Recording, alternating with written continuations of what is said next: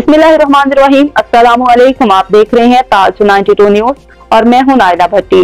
शामिल करते हैं आज की अहम खबरें। एडमिनिस्ट्रेटर जिला कौंसिल कराची नूर हसन जोखियों ने कहा कि हम सब सरकारी वसाइल के अमीन हैं, 100% अमल करने का अहद करें कि इस पे अपनी जिम्मेदारी अदा करने में किसी किस्म की कमी नहीं करने देंगे।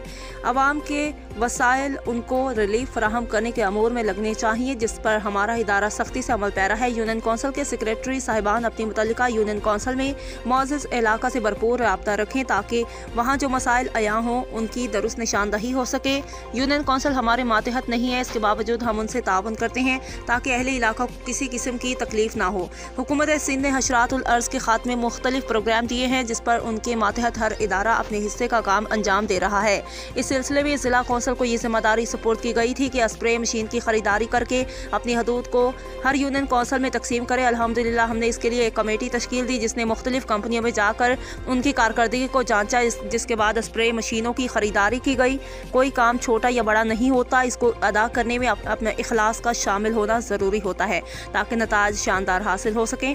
इन ख्यालात के साथ उन्होंने जिला कौंसिल के हदूद में वाक़ई यूनियन कौंसिलों में स्प्रे मशीन की तकसीम करते हुए किया।